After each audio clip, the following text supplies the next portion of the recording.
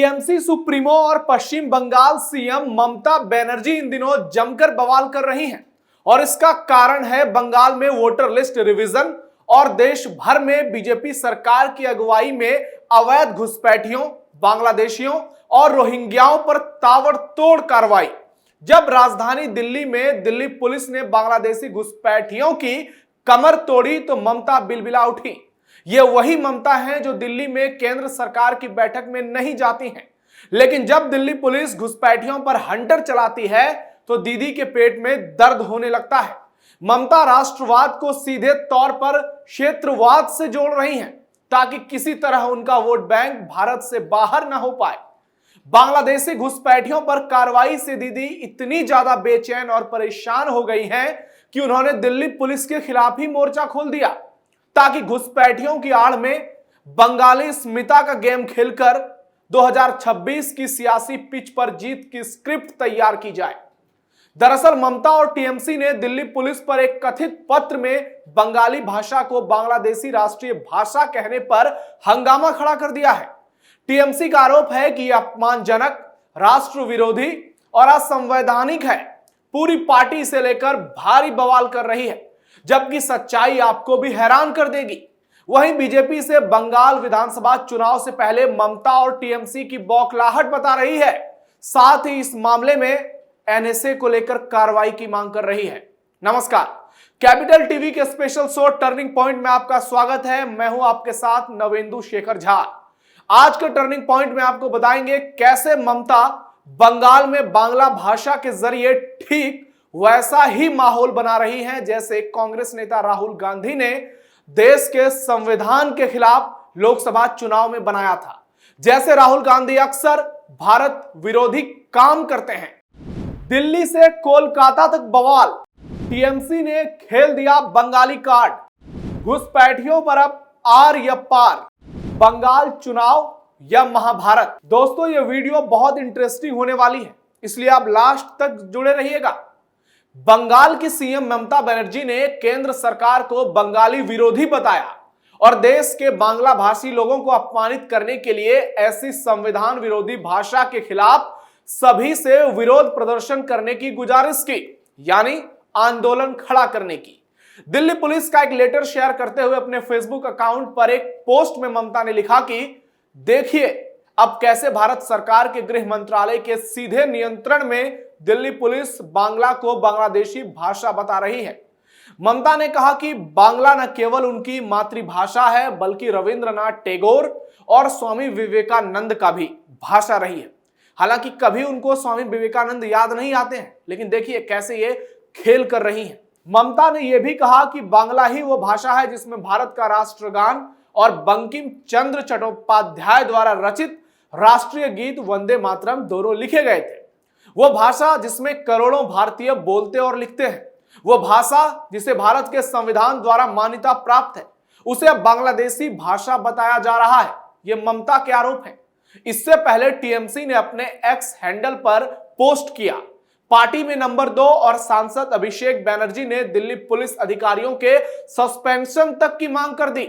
आप सोचिए, ये वही लोग हैं जिनकी पार्टी के लोग भारत माता की जय नहीं बोलते, जिनकी पार्टी के लोग राष्ट्रगान नहीं गाते, वंदे मातरम नहीं कहते, और जो अवैध घुसपैठिए हैं वो तो कभी नहीं ऐसा बोलते।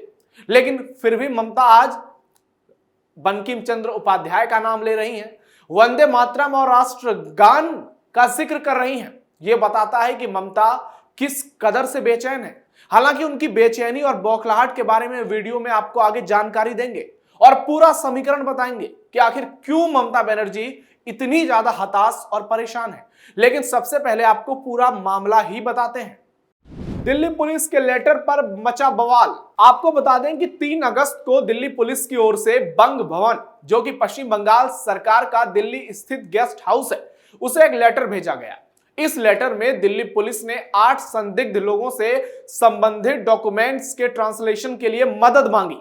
पत्र में जिन दस्तावेजों का जिक्र था उन्हें बांग्लादेशी भाषा में बताया गया, जबकि वास्तव में वे बांग्ला यानी बंगाली भाषा में थे। जैसे ही ये लेटर सामने आया, बंगाल की सीएम ममता बनर्जी ने सोशल मीडिया पर इसे शेयर करना केवल भाषा और पहचान का अपमान बताया, बल्कि संविधान का उल्लंघन करार दे दिया। ममता ने कहा कि बांग्ला भारत की 22 आधिकारिक भाषाओं में से एक है और इसे बांग्लादेशी भाषा कहना अस्वीकार्य है।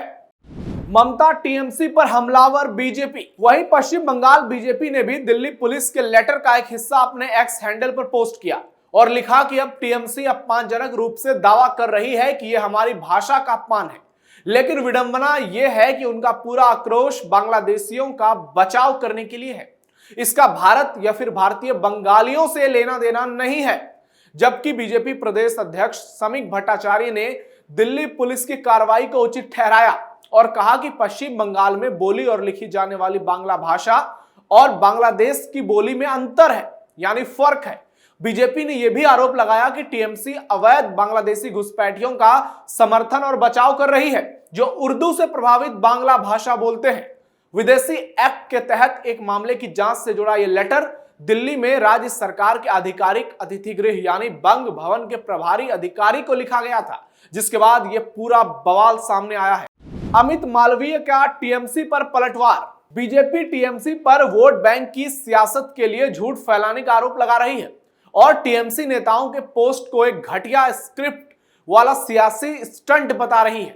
बीजेपी आईटी सेल के हेड अमित मालवीय ने कहा कि दिल्ली पुलिस के लेटर में कहीं भी बांग्ला या बंगाली को बांग्लादेशी भाषा नहीं कहा गया है। इसके बावजूद ममता बनर्जी का यह दावा करना और बंगालियों से केंद्र सरकार के खिलाफ खड़े होने की अपील करना गंभीर रूप से गैर जिम्मेदाराना है। उन्हें एनएसए के तहत इसके लिए उत्तरदायी ठहराया जाना चाहिए क्योंकि उन्होंने भाषाई संघर्ष भड़काने की कोशिश की है।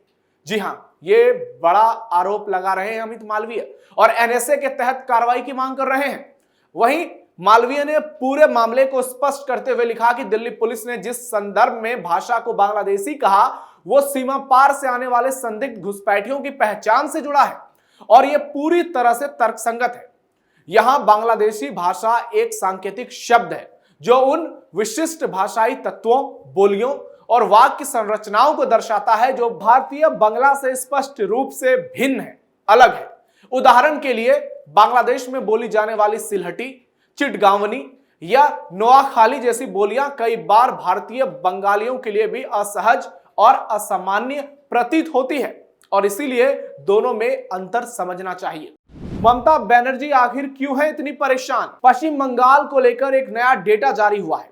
उसमें कूच बिहार, जलपाईगुड़ी, दार्जिलिंग, उत्तर दिनाजपुर, दक्षिण दिनाजपुर, मुर्शिदाबाद, मालदा, नादिया, हावड़ा, हुगली, मिदनापुर और बांकुरा जिले शामिल हैं।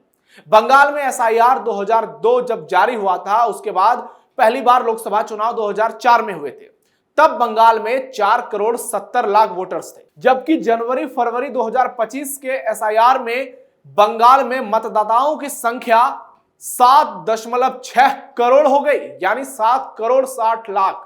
और मुसलमानों की आबादी में जो बम्पर उछाल देखने को मिला है वो बेहद चिंताजनक है।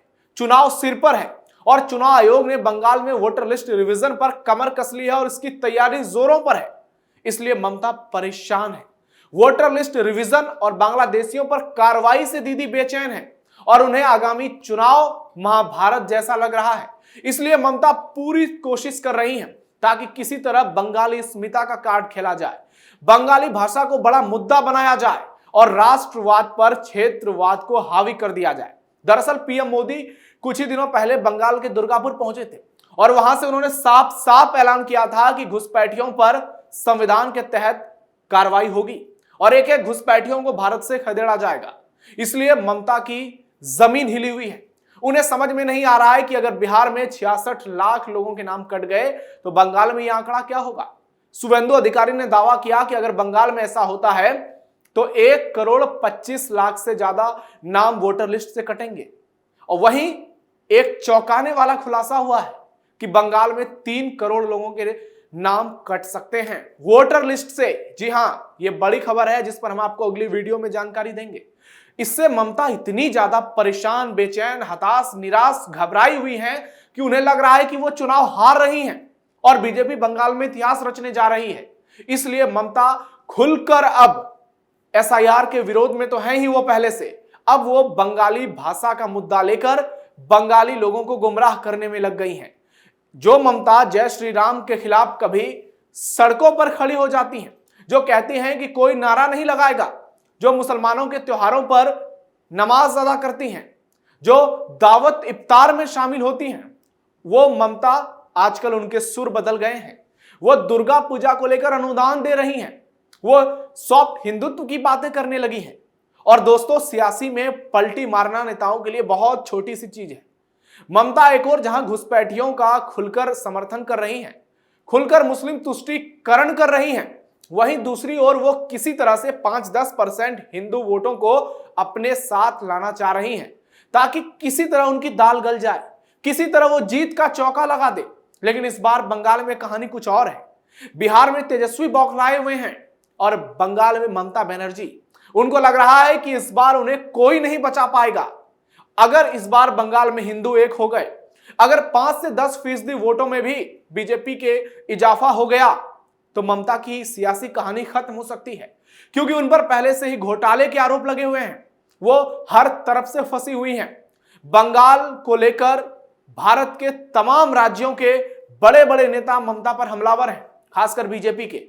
और इंडी गठबंधन में ममता जिस तरह से उन्होंने खुद की अगुवाई की, खुद को आगे किया, अब वो बैकफुट पर नजर आ रही हैं, क्योंकि बंगाल में ममता कांग्रेस को घुसने नहीं देना चाहती हैं। इसलिए अभी बहुत सियासी ड्रामा बाकी है, चुनाव से पहले हंगामा बाकी है। एक और बंगाल के बगल में असम है, जहां हिमंता सरकार खुलकर बांग्लादेशियों के खिलाफ कार्रवाई कर रही है, लेकिन दीदी बेचैन है, दीदी परेशान है, दीदी को कुछ समझ नहीं आ रहा है। और यह बता रहा है कि दीदी हार के डर में जकड़ गई हैं और उन्हें इस बार अपनी सत्ता खिसकने का पूरा भरोसा भी हो गया है। तो इस खबर पर आपकी क्या राय है? आपको क्या लगता है कि इस बार बंगाल में क्या होने वाला है? कमेंट बॉक्स में जरूर बताइएगा। फिलहाल के लिए टर्निंग पॉइंट में इतना ही। आप सावधान रहिए, अलर्ट रहिए, अपने आसपास पैनी नजर रखिए और देखते रहिए कैपिटल टीवी। धन्यवाद।